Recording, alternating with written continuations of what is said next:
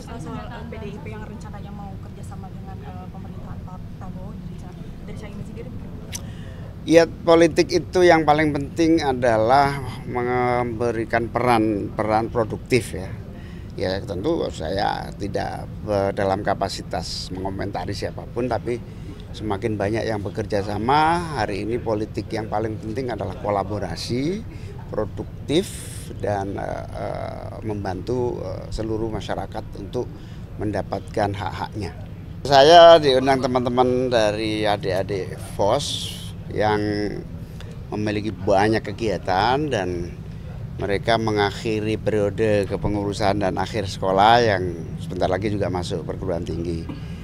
Mereka lah bibit-bibit unggul yang pasti menjadi kekayaan kita untuk siap menjadi agen pembangunan, siap menjadi skuadron pasukan untuk menggerakkan seluruh sendi kehidupan, ekonomi, sosial, politik, budaya, yang tentu ini potensi besar. Bagi saya sebagai Menko Pemberdayaan ini potensi untuk menjadi kekuatan pemberdayaan. Baik pemberdayaan diri mereka sendiri, lingkungan mereka, baik nanti setelah lulus SMA, lulus S1, sekalian kuliah juga menjadi bagian dari penggerak pemberdayaan. Tentu senang sekali diundang dan menjadi bagian dari kerja-kerja mereka. Ya, ini sedikit tentang MBG ini, ada di sekolah yang alergi tapi mendapatkan penggantinya, tapi juga masih ada siswa yang ternyata alergi tapi tetap mendapatkan menu yang sama. Nah, ini seperti apa ya? Ya tentu semua ini kan proses ya, ada trial, ada untuk keberhasilan diteruskan, kesalahan, kegagalan pasti harus diperbaiki. Saya setiap hari berkomunikasi dengan Kepala Badan Gizi Nasional. Memang kita semua support untuk Badan Gizi Nasional terus memperbaiki kekurangannya, menyempurnakan yang sudah baik. Tapi tentu masukan semua masyarakat, saya terus meminta kepada Pak Kepala MBG, Pak Dadang, untuk melibatkan UMKM di dalam seluruh proses sehingga kontrolnya harus diperkuat. Tapi sih secara mekanisme itu memungkinkan untuk mengganti makanan yang alergi itu dengan pengganti lainnya? Ya nanti ditanya Pak Kepala MBG ya, tapi saya sendiri tidak sedetil itu. Yang penting semua komplain, semua kesulitan cepat sampaikan. Pemerintah akan respon dengan cepat. Caimin, hari ini ada beberapa video yang viral, salah satunya soal pendidikan di Sumatera Utara. Ada murid yang nggak bisa bayar SPP 3 bulan, dihukum di lantai, duduk di lantai. Tanggapan Anda? Ya tentu ini memprihatinkan ya kepada semua penyelenggara sekolah, swasta, negeri. Please, kalau ada masalah sampaikan kepada pemerintah. Baik pemerintah daerah, pemerintah pusat, pasti akan kita carikan solusi. Tidak ada pendidikan dasar menengah yang tidak kita berikan solusi. Saya jamin Presiden Prabowo sudah berkomitmen semua masalah yang dihadapi rakyat akan kita atasi. Tindakan yang dilakukan oleh gurunya sendiri ada masukan nggak atau ada penilaian dari Anda? Ya tentu guru ini harus diberi edukasi oleh Kepala Dinas, oleh Pak Menteri Pendidikan, supaya apalagi dasar menengah akan menjadi konsentrasi pemerintah, sehingga kalau ada masalah cepat-cepat sampaikan sehingga kita bisa cari jalan keluar. Jadi izin soal PDIP yang rencananya mau kerjasama dengan pemerintahan Pak Prabowo dari Caimin sendiri? Ya politik itu yang paling penting adalah memberikan peran produktif ya. Ya tentu saya tidak dalam kapasitas mengomentari siapapun, tapi semakin banyak yang bekerja sama. Hari ini politik yang paling penting adalah kolaborasi, produktif, dan membantu seluruh masyarakat untuk mendapatkan hak-haknya. Jadi kalau dana pinjam UMKM itu mekanisme seperti apa? Ada banyak pola ya yang dimiliki dan akan terus kita inovasi. Yang pola PNM misalnya, pembinaan sampai pendampingan ketika orang mengambil pinjaman. Tapi bunganya cukup lumayan karena dibutuhkan untuk pendampingan, pembiayaan pendampingan. Saya juga sudah ketemu di RUT BRI untuk membuat pola baru yang bunganya agak rendah sehingga pendampingan tetap dilakukan.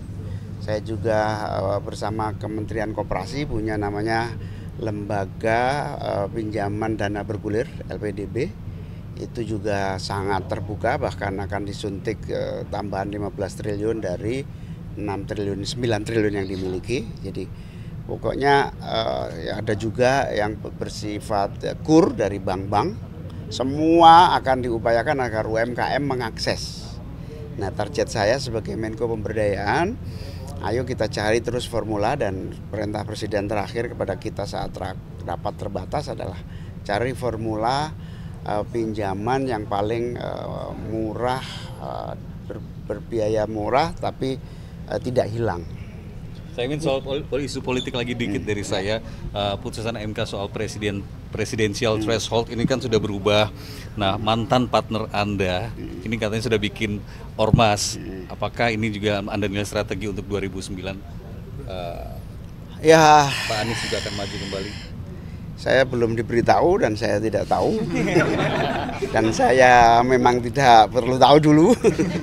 Saya tidak tahu, ya nanti kita lihat aja. Gus, katanya ini nanti Presiden Prabowo akan mengumpulkan para pejabat kepala daerah terpilih untuk nanti Pastilah. Dan berencana akan ada retret di Akmil Magelang seperti para Ya, menteri. ada ide itu lama, diskusi sudah dilakukan agar visi nasional dengan visi daerah nyambung.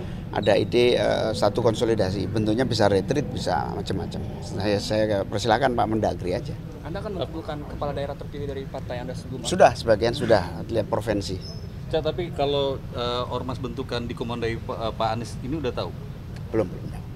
Terakhir dari saya soal ramainya video viral plat mobil 36. Anda sendiri kan pejabat negara punya pengawalan. Anda sendiri sebenarnya punya instruksi sendiri nggak sih untuk pengawalan Anda? Saya malah pengawalan ini menjadi kebiasaan dari dulu yang saya kira kalau sangat butuh saja kita pakai. Kalau tidak butuh ya lebih baik kita biasa-biasa aja.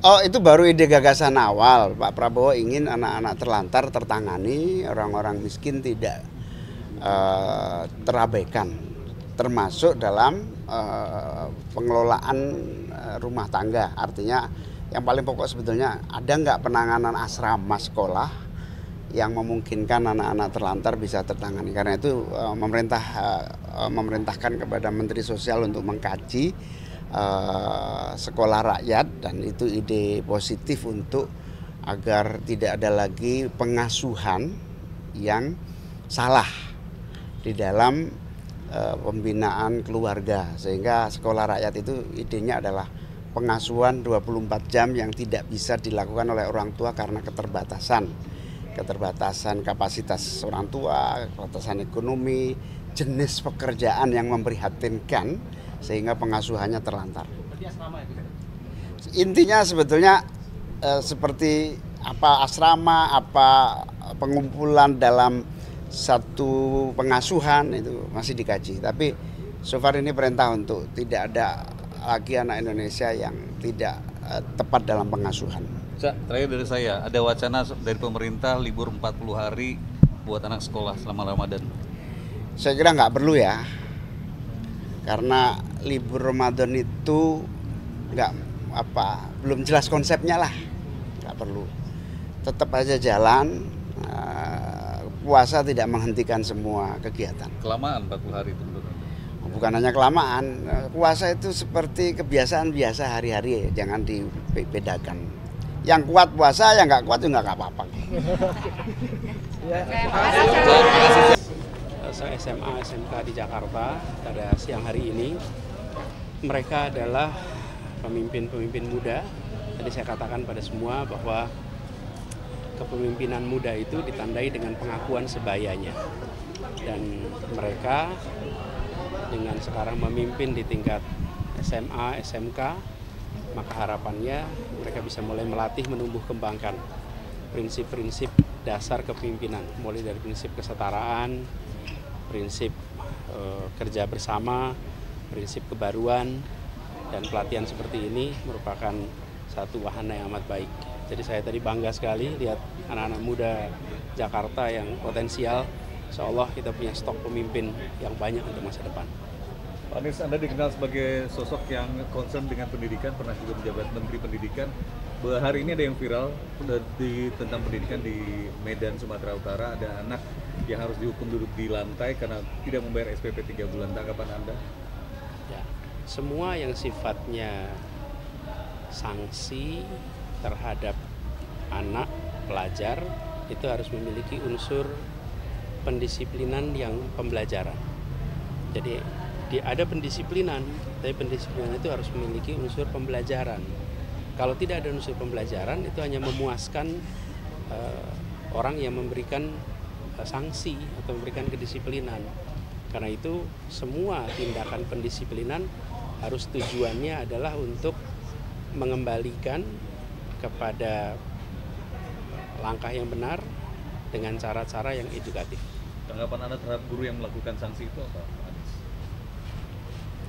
Harus banyak dibekali. Jadi guru-guru kita perlu dibekali dengan metode-metode pendisiplinan yang benar, metode pendisiplinan yang baru, sehingga metode-metode lama yang sudah tidak tepat lagi itu tidak digunakan.